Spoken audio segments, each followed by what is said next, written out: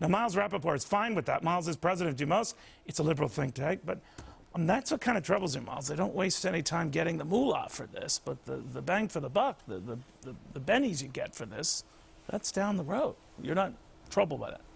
Well, I think a couple of things. One is that they're redoing 1/6 of our whole economy. This is a huge change with many, many numbers of moving parts. I do think that they should take the time, do it right, make sure the insurance exchanges are up and running before they start moving people into them. If they don't, if they rush it, there's likely to be chaos, and then that will kick back and be terrible. Did you know that it would be 3 years of getting that up and running?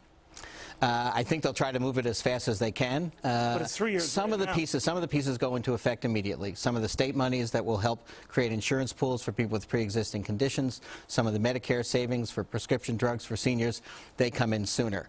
And also, you obviously have to start getting the financing mechanisms and the cost cutting as soon as you can, so that you can pay for it as you go along. Well, I don't know if there's any cost cutting going on, but I do know cost raising going on. So the tax hikes are immediate.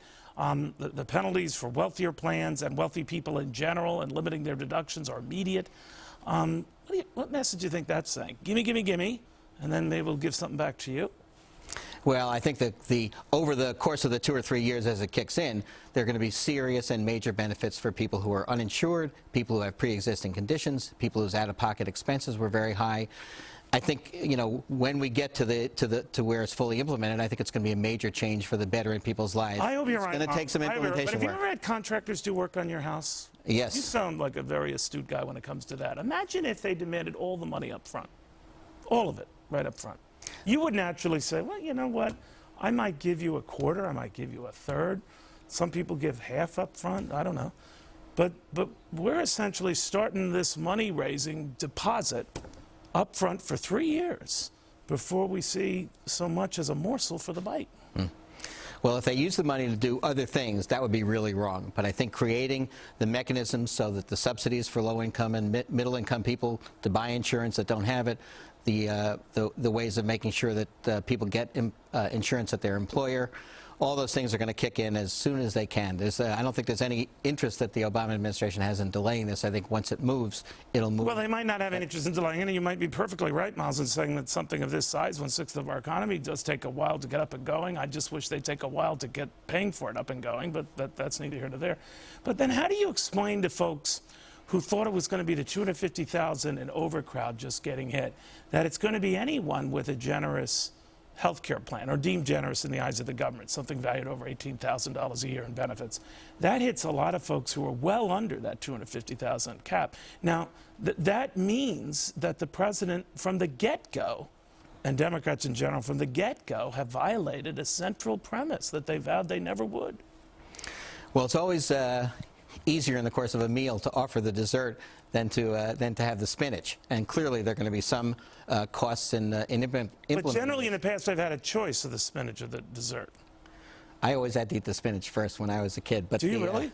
I did. No, I just threw the spinach out or gave it to my brother. But the now, house, you're saying though that, but here, the person who's poo-pooing that, the spinach or the dessert, ain't rich. Well, in the House, the proposal was to pay for this with a surcharge on wealthy taxpayers. And that, in the Senate, has been pared down with lobbying from the Chamber of Commerce and others. So you got to, you know, so they now have moved to this high-end insurance tax. I'm not sure how it will ultimately come out in terms of the House and the Senate, but I think that I would agree with you. I think the real spending, the real cost of this ought to be borne by people who can afford to do it, and as little as possible. But it won't be, right? I mean, then how do you explain to your members, because on your side, you're one of the few rational, well-reasoned ones, I might point out. But how do you explain to them, wait a minute, this 250,000 overcrowd, they're not the only ones getting hit. It's a lot more people. We've got to work on marketing this better or prepare folks for this.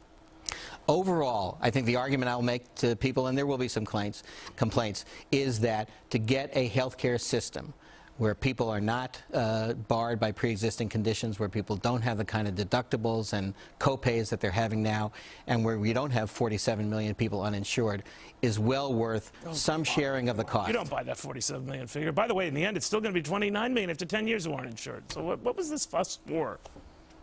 Well, we're going to get a lot of people insured, and 29 million won't be. That's a lot. Well, some are people who are aliens without documents, illegal aliens that were. Are they part of the 46, 47 million figure? They are, but they're not That's part a of the people made-up who are going figure, isn't it? No, I don't think so. I think Yes, it's a it real is. figure. I think it's a real figure. All right. Miles, great having you again. All right, Neil, thank you very much. We'll see. We'll see.